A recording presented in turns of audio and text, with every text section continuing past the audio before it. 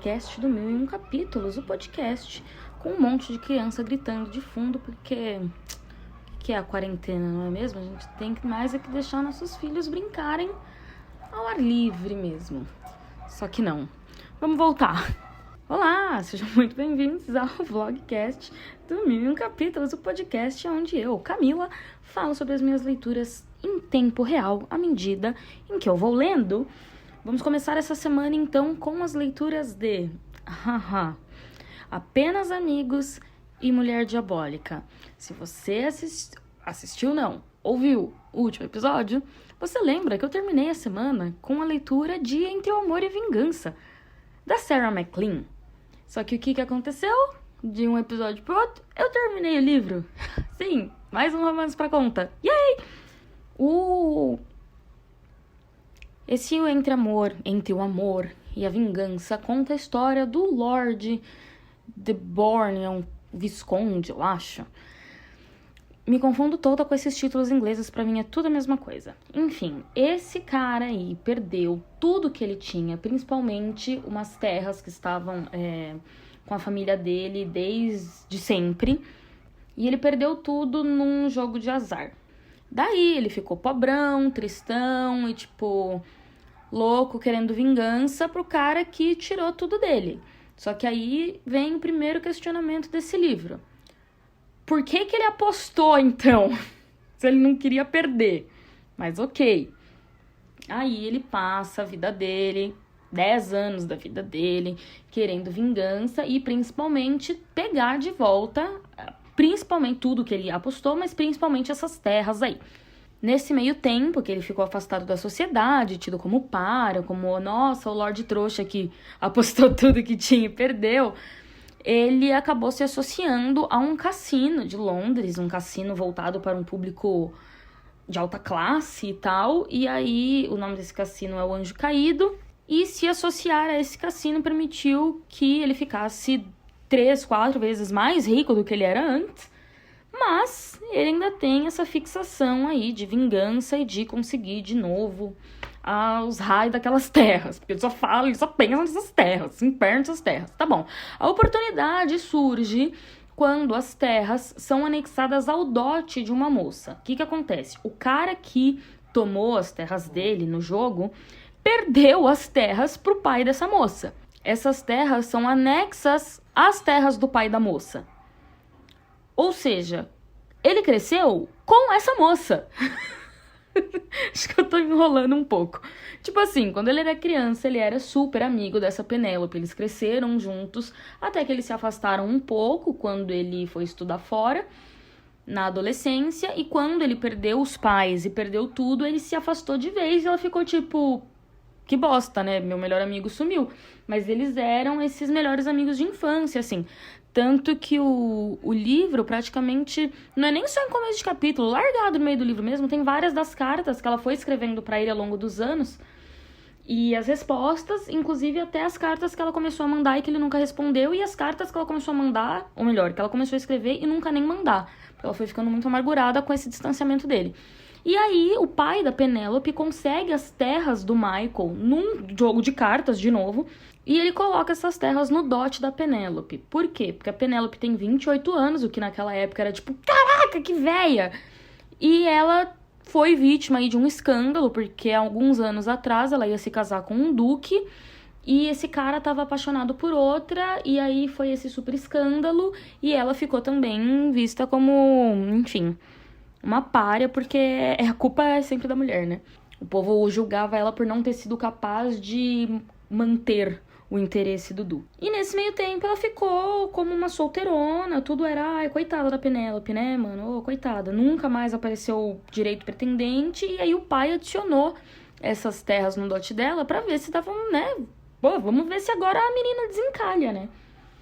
E aí, o que acontece? O Michael vem loucaço falando, não, eu vou casar com ela porque aí as terras vão ser minhas. Só que aí a gente tem o quê? Aquele macho amargurado, malvado e frio e que não é capaz de amar.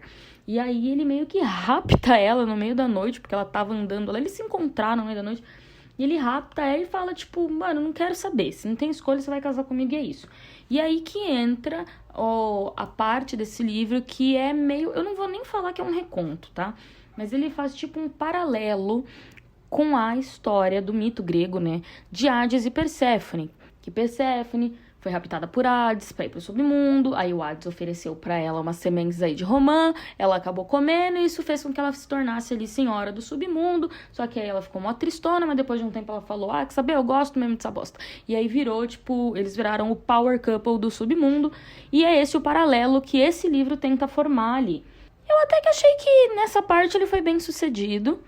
O que eu achei estranho foram algumas partes da tradução que me assustaram um pouco por serem um pouco violentas, meio no sentido tipo de agressão à mulher, talvez, mas foi esquisito. Então eu não vou nem falar muito sobre isso, eu só vou dizer que foi uma tradução estranha. Mas de resto, assim, quem não ama aquele velho clichê do bad boy amargurado e sombrio, que no fundo é um boy super legal, super fofo, que a gente só quer cuidar e dizer que vai ficar tudo bem. Então, é isso, né? A gente ama. Logo, naquelas partes em que o cara começa a se abrir e que eles começam a, tipo, trocar olhares e sorrisos, tipo, convence todo mundo. E, claro, me convenceu. Foi um bom livro, foi um romance de época bem legal. Teve assim, sabe, foi o combo de qualidade do romance de época. A gente tem uma mocinha da hora, um mocinho ok, interessante. Uma situação que, ok, foi um pouco forçada no começo, mas quando você pensa, tudo bem, porque a autora queria fazer um paralelo ali com aquela história grega, não sei o que lá, você fica tipo, tá bom, não dá pra levar tudo muito a ferro e fogo também quando se trata desses romances, tipo, não dá pra falar, mas isso aí nunca aconteceria na vida real, claro que não. Então não dá pra ser muito firme com relação a isso. O romance foi bem legal, ele se desenvolveu de uma forma legal. Eu não sei se eu tenho muitas críticas ao romance. Eu achei que poderiam ter tido mais ocasiões deles, tipo, se conhecendo melhor, a ponto de dele começar a entender que, na realidade, ele a ama, tudo mais. Mas foi ok, porque também, senão, teria ficado muito longo o livro, e esses livros também não tem que ser longos demais, senão fica muita enrolação. Eu gostei da dose do drama, porque a personagem, ela tem sérios problemas de autoconfiança, ela pensa muito pouco de si mesma, e a vida, na realidade, nunca deu lá muita oportunidade pra ela pensar muito de si mesma. Então a gente tem esse arco dramático dela, tipo, sempre se magoando de novo, porque ela acredita que, tipo, não tem por que alguém ter interesse nela. E normalmente nesses livros que a gente tem essa personagem com baixa autoestima, às vezes acontece tipo, mas quem diz que ela é linda é o cara e aí por isso que ela acredita. Então, tipo assim, às vezes as personagens precisam do homem pra fazer com que elas acreditem que são incríveis. E nesse caso não foi exatamente isso. Ela mesma saiu dessa espiral de autodepreciação e se descobriu forte, se descobriu poderosa, se descobriu uma mulher foda. Tanto que, tipo, ok, ele já sabia disso, mas ele não falava pra ela. Então ela não precisou daquela validação do homem. Ela descobriu que eu sou foda, que ela era foda, e que chegou na cara dele e falou, escuta aqui, eu sou foda, cara, eu não sou pobrezinha mais não, tá? Abre teu olho. E ele falou, uou. Então essa que foi a parte mais legal, porque a gente tem uma personagem muito poderosa aí. E ele também é poderoso, e aí fica esse, tipo, power couple mesmo, que nem Hades e Perséfone. Então, assim, terminei ele agora, tô feliz.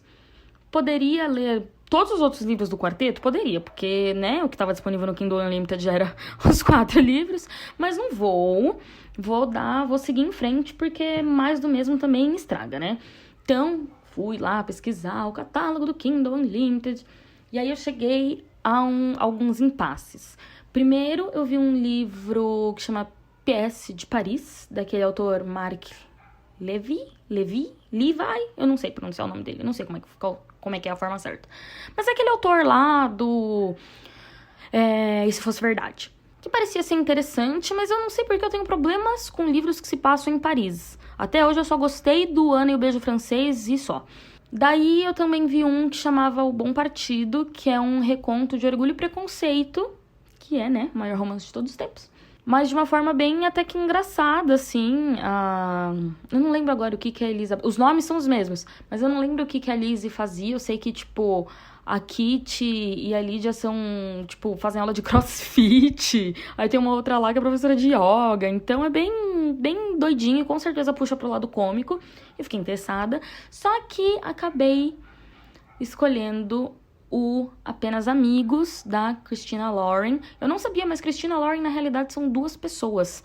Elas escrevem, enfim, né, livros de romances, já escreveram livros muito bons, que eu já li. O Honeymooners é bem legal, e tem o Hazel and Josh's Guide to Not Dating, que era muito bom até o final. O final daquele livro eu achei uma bosta.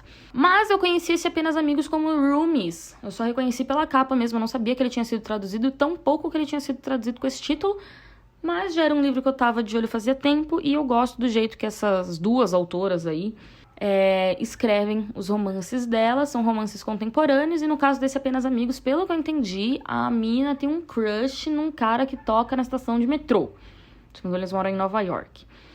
E aí, ela acaba conhecendo, virando amiga dele, não sei exatamente quais são as circunstâncias, mas esse cara, ele tá ilegal nos Estados Unidos, ele é irlandês, e o tempo de permanência dele tá acabando, e capaz dele ser deportado, enfim, ele vai acabar ficando legal, e aí ela faz o que qualquer pessoa faria. Ela se oferece pra casar com ele, e aí ele ficaria legal, né? Só que era pra ser aqueles casamentos tipo de reality show que a gente vê, sabe? Só pra conseguir o documento e depois separa. Pelo menos é isso que eu entendi da sinopse.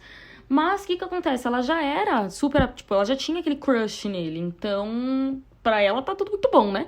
E é isso. Não comecei ainda. Depois que eu começar a ter opiniões, eu volto aqui. O Mulher Diabólica tá realmente pausado. E é isso por enquanto. Hoje é quarta. Fiquei um tempo sem gravar nenhuma atualização, não é mesmo? Mas tenho coisas para falar hoje. Começando com um comentário aleatório.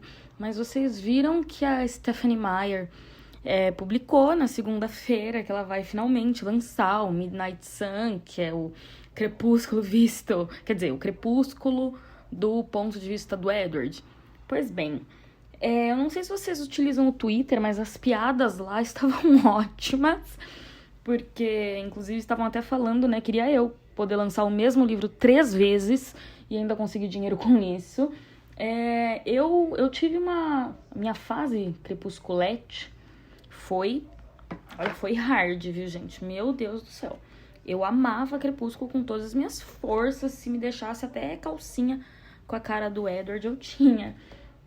Eu li os livros todos, fui no cinema na pré-estreia, acho que nos 2 últimos, e por aí vai. Então, e eu concordo também que Crepúsculo foi o que transformou a literatura jovem adulto no que ela é hoje, sem sombra de dúvida. O sucesso de várias coisas que vieram a seguir e que nós tivemos, né, como coisas de sucesso, se deve, com certeza, a esse boom do Crepúsculo. Muita coisa pôde ser lançada, editoras apostaram em livros muito bons, porque Crepúsculo vendia, consequentemente, esses livros poderiam vender também, e muitas vezes acabaram vendendo.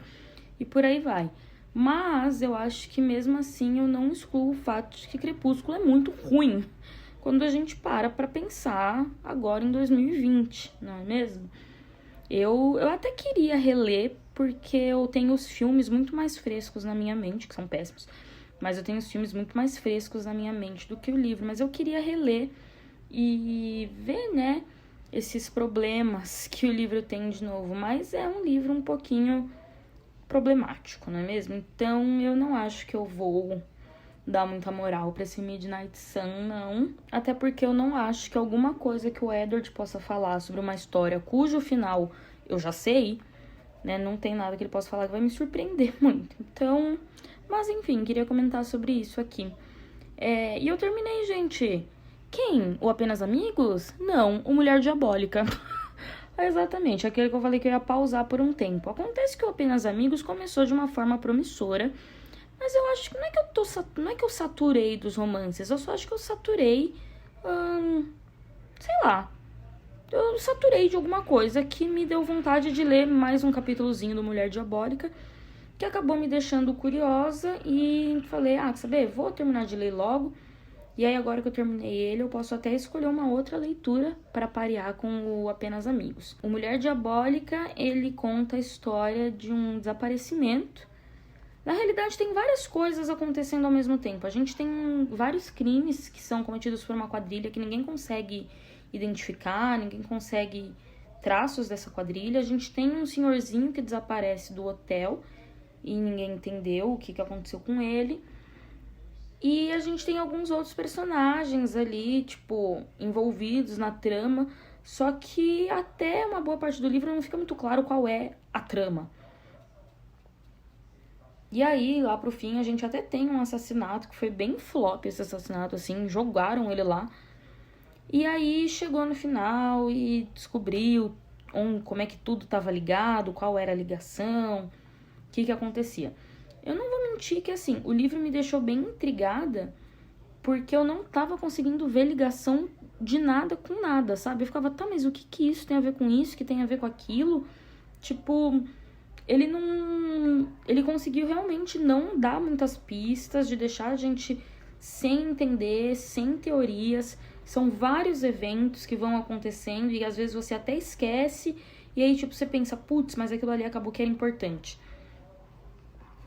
Mesmo assim, eu não vou falar que eu gostei muito, não. Achei ele meio que parado. Ele instiga a curiosidade. Tipo assim, como é que um livro onde acontece muita coisa pode ser parado, né? Mas foi o caso desse. É um livro que tem bastante acontecimento, as coisas estão acontecendo, mas ainda assim eu achei uma história parada. Tipo, não desperta muitas emoções. Tudo bem, despertou um pouco da curiosidade, mas assim, eu mais fiquei intrigada do tipo, nossa, mas como é que tudo isso vai se juntar? Do que realmente, meu Deus, eu preciso saber como é que tudo isso vai se juntar. Não foi muito o que aconteceu. Mas sem sombra de dúvidas, foi uma trama interessante, foi bem pensada, assim, bem articulada. Eu gostei, eu acho que eu vou dar umas 3 estrelas pra ele. Mas não foi nada de tipo, nossa, fiquei muito impressionada, né? Enfim, agora eu vou tentar descobrir o que eu vou ler junto com Apenas Amigos e eu já volto pra falar. Então, voltei. Como eu já tô lendo Apenas Amigos, usando o meu vamos ler tudo que tem no Kindle Unlimited disponível antes que acabe o período grátis, né? Então, fui pro meu sistema normal de entrar na minha lista, sortear 3 livros e ver desses 3 livros qual que eu me interesso mais. Então, o primeiro que saiu foi o Abominação. Esse livro foi lançado pela Dark Side faz tempo já. Alguém aí já leu? Talvez. Eu, pra ser bem sincera, nem lembrava que esse livro tava na minha lista. Não sabia nem que eu queria ler esse livro. Não sei nem do que esse livro se trata. Aí fui lá no Goodreads ver do que o livro se trata. E aí, sei lá, ele parece meio que lembra a sinopse daquele O Último Reino, né? Do Bernard Cornwell. Tem até a série da Netflix e tal. Parece que é ali a mesma coisa, quase. Pelo menos a mesma época, os mesmos acontecimentos. Por incrível que pareça, eu não conheço ninguém que tenha lido aquele livro. Então, pelo menos não dos meus amigos do Goodreads. Não vi no Scooby. E as resenhas, tipo, o pessoal falando que ele realmente era meio assustador. Tinha uma pessoa lá falando que o livro deu pesadelo pra ela. Eu achei isso interessante, porque eu não leio muitas coisas, tipo, nossa, meu Deus, esse livro foi muito forte, assustador, me deu pesadelos, sei lá, não é muito o que eu leio. Então eu achei interessante, mas a avaliação dele é bem ruim. Tipo, no Goodreads, ela tá como 3,60 alguma coisa, é a média de estrela deles. Então, tipo, aí tá bom, sorteei mais um. E aí deu O Aprendiz de Assassino, da Robin Hobb. E é um livro que eu quero ler faz muito tempo. E aí eu já fiquei, finalmente saiu esse livro, meu Deus. Mas tirei mais um só pra ver. E aí saiu O Perfume da Folha de Chá, que é um romance que eu quero ler muito também. Só que, tipo, eu fiquei muito animada com o da Robin Hobb. E, querendo ou não, já tô lendo tanto romance, né? Vamos enfiar uma fantasia aí, uma aventura. Vamos retornar ao meu gênero favorito. Então, é isso. Acho que hoje mesmo eu já começo esse livro, porque eu tô até olhando aqui pra ele, porque eu tenho uma cópia física dele. Então, vem em mim, neném, que a gente vai começar, então, a leitura de O Aprendiz de Assassino. Olá! Hoje já é sábado, mas eu não vou encerrar este vlogcast, porque ficou muito curto. Porque eu não li essa semana. Eu não sei o que aconteceu, mas a semana simplesmente passou. E hoje já é sábado e eu percebi, hoje é dia de encerrar o vlogcast, mas eu não li nada. Eu só terminei o lá da Sarah McLean, falei que ia começar o Apenas Amigos, li bem pouquinho dele. E acabei começando também o Aprendiz de Assassino, que eu li, sei lá, uma página. E aí, de repente, acabou a semana. Talvez eu possa culpar a minha decisão de rever O Senhor dos Anéis, assim como eu posso culpar Jojo Rabbit e Adoráveis Mulheres, que são os filmes que eu fiquei assistindo essa semana quando eu deveria estar lendo. Deveria não, porque a partir do momento que vira dever, a gente perde o prazer e aí a coisa perde a graça. Mas foi o que aconteceu. Eu fiquei vendo filmes e não li, acabou a semana e eu praticamente não tenho conteúdo pra encher esse episódio. Então eu vou dar mais alguns dias. Mas pra falar que eu não vim aqui só pra me justificar, eu de fato tenho um comentáriozinho pra fazer sobre o Apenas Amigos. Eu vi muita resenha falando que ele, nossa, ia ser um livro muito fofo, ai, que gracinha, que não sei o que lá. Mas na realidade eu tô achando um pouco estranho, porque a gente tem essa... Vamos lá, a sinopse do livro é: a moça tem um crush, uma apaixonite no cara, ela acaba oferecendo pra ele uma super oportunidade de estar num musical.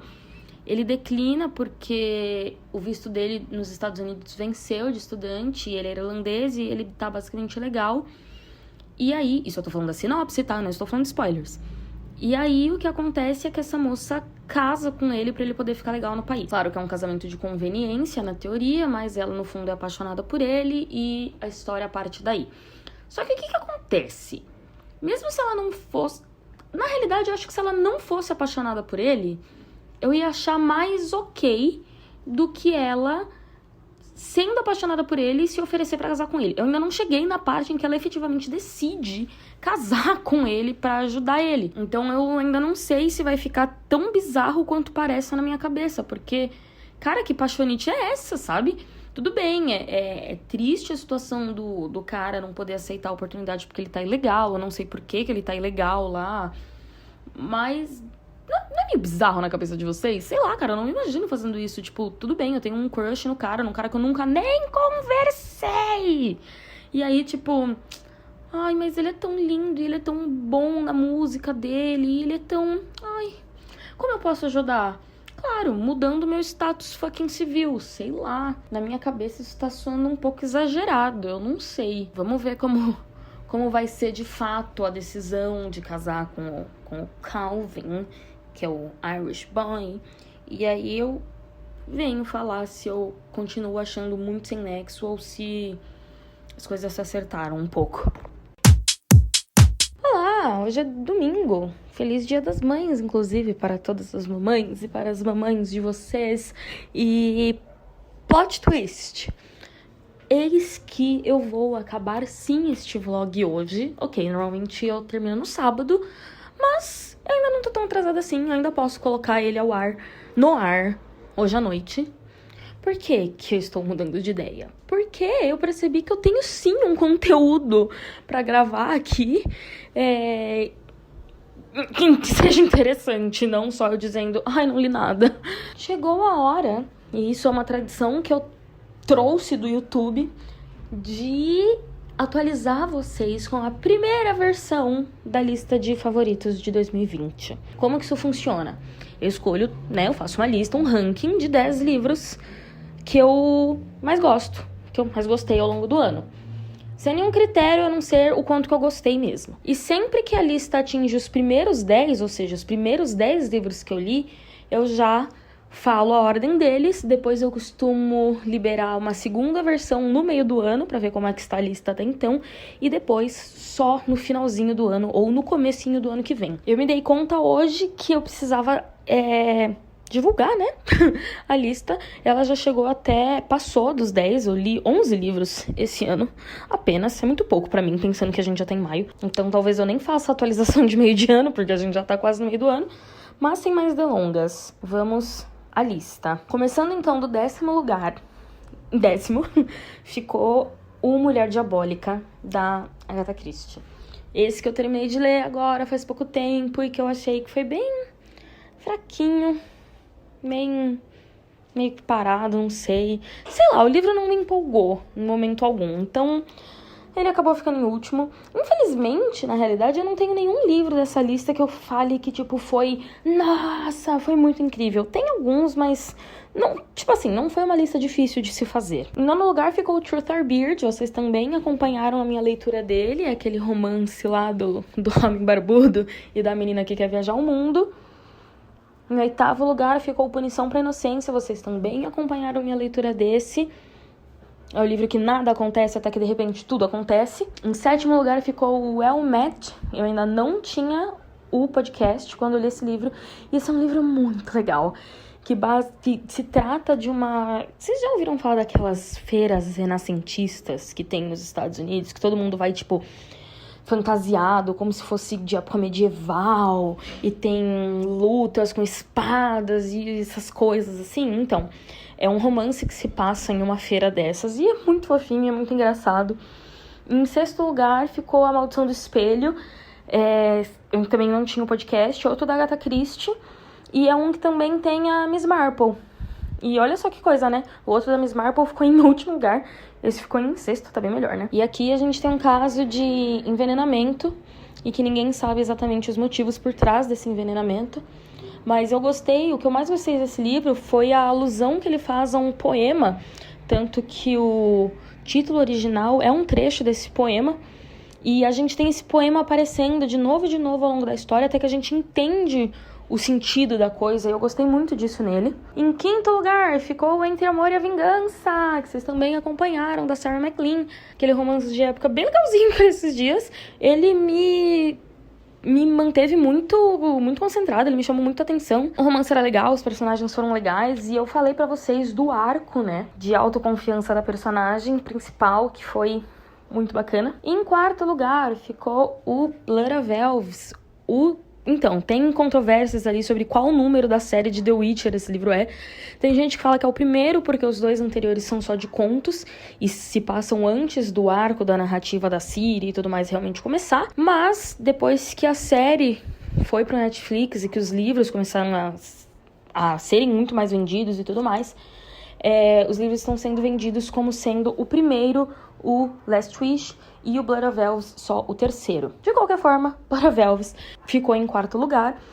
Eu li ele primeiro, pensando, tipo, eu não sou muito fã de livro de contos, então eu sempre pulo prequels, aqueles livros tipo assim, entre o livro 2 e o livro 3 de tal série a gente vai ter esse mini conto, essa novela, lá, que conta desse personagem. Eu nunca leio, nunca vou atrás dessas coisas.